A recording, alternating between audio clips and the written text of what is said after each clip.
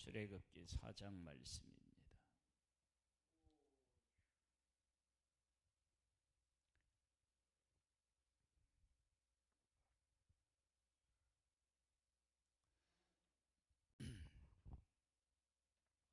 출애굽기 4장입니다.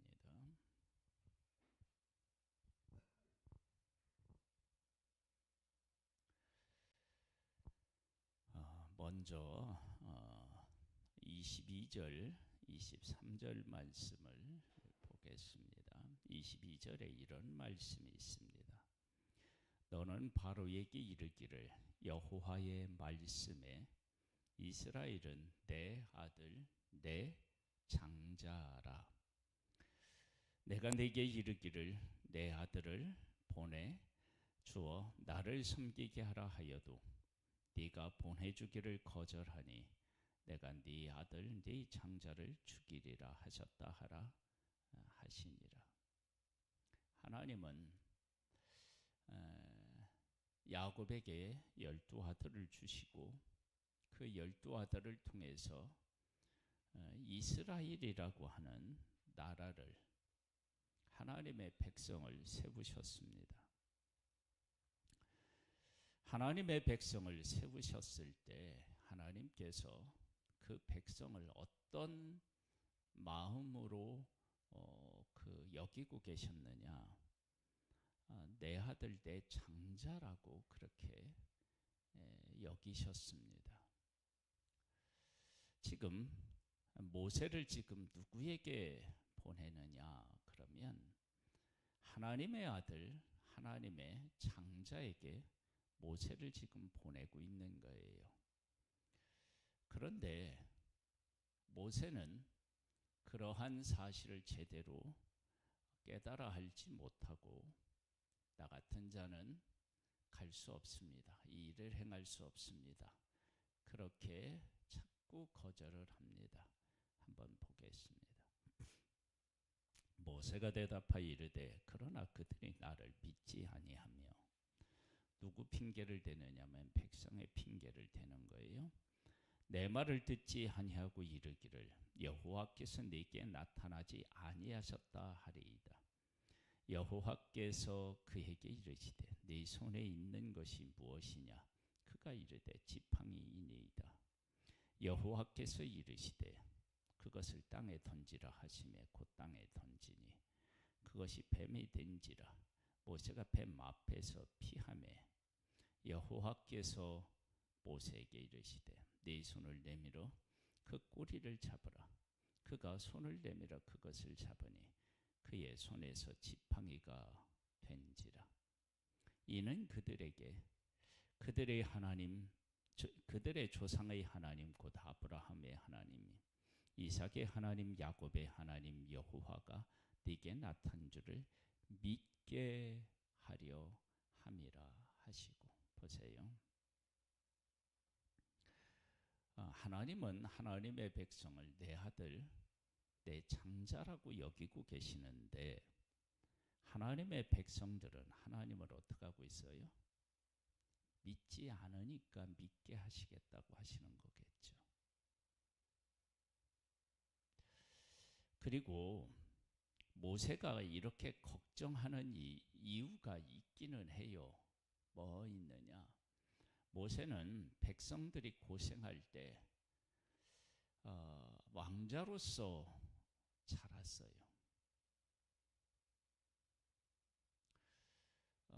그리고 지금 도망갔어요.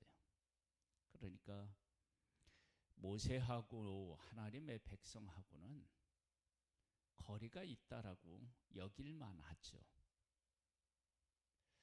그런데 하나님께서 모세를 보내는데 모세를 보내면서 첫 번째 기적이 지팡이가 뱀이 되고 뱀을 잡으니까 다시 지팡이가 됐습니다. 저는 이것을 이렇게 해석하고 싶어요. 하나님께서 맡겨주신 사명을 던져버리면 뱀이 되어서 모세가 피하잖아요.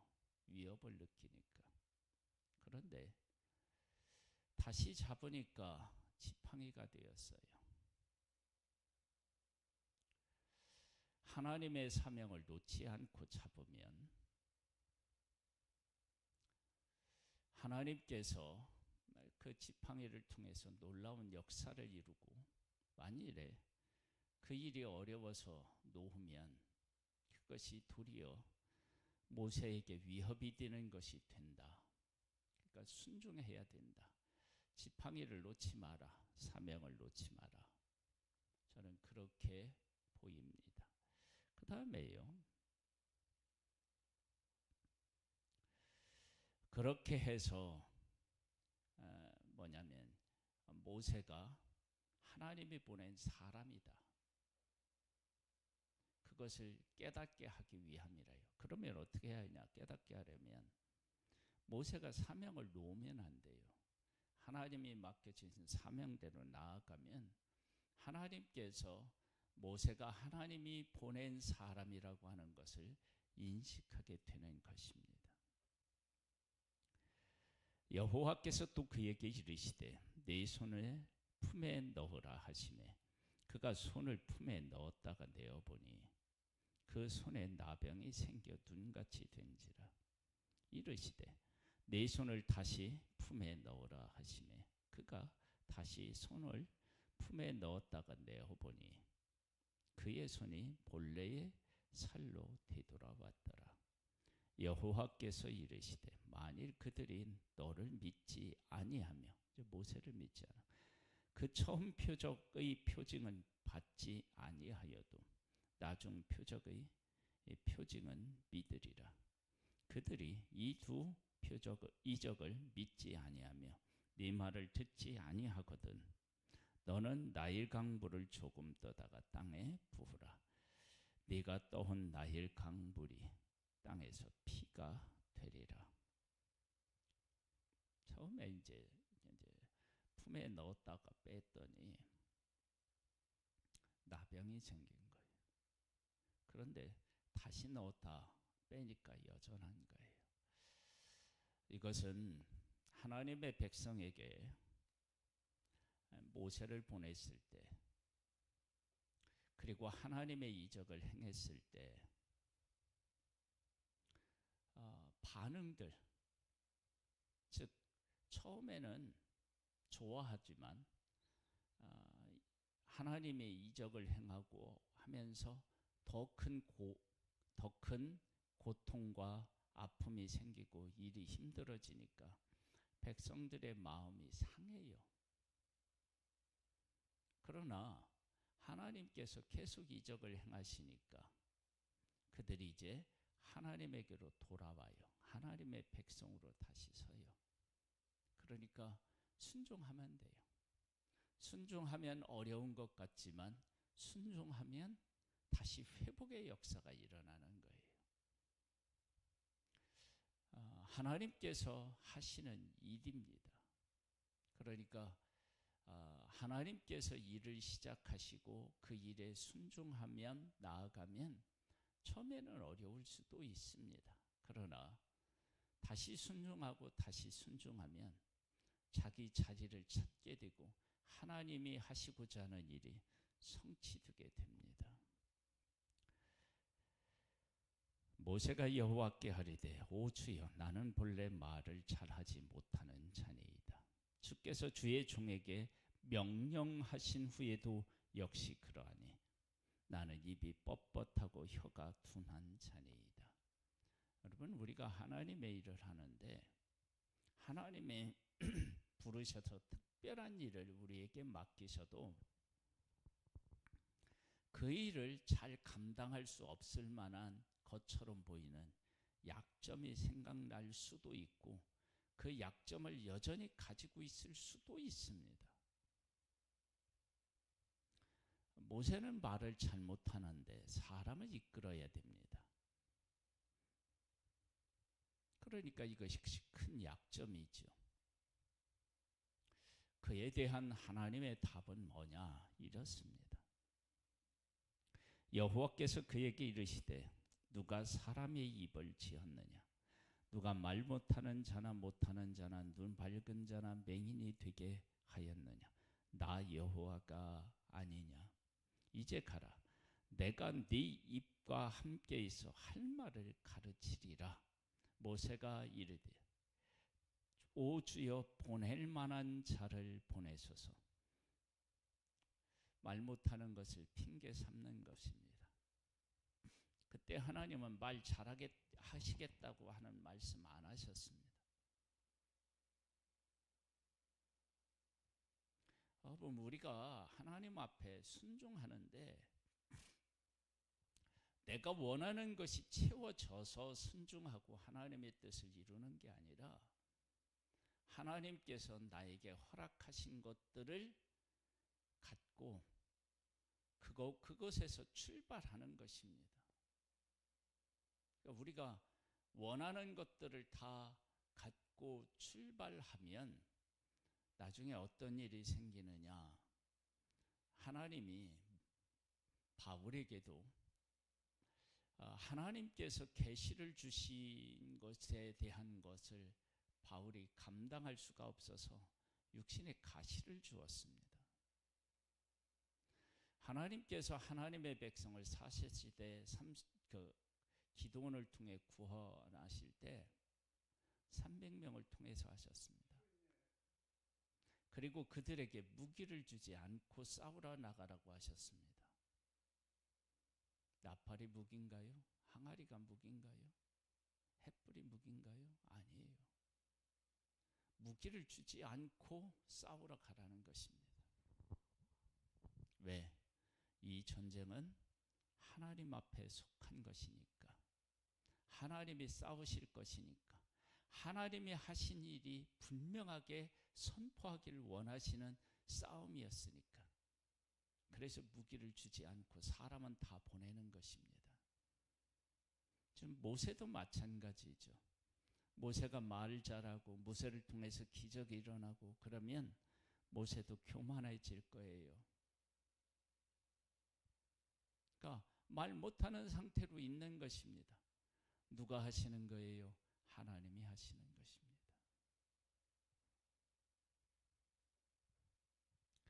그래서 내가 원하는 것을 채워서 하나님의 일을 하려고 하면 안 되고요. 부족하다 생각되는 그대로 하나님의 일을 해야 우리가 하나님을 의지하고 하나님이 하셨다라고 하는 것이 선명해지는 것입니다. 여호와께서 모세를 향하여 노하여 이르시되 내 이사람 네 형 아론이 있지 아니하냐? 그가 말 잘하는 것을 내가 아노라.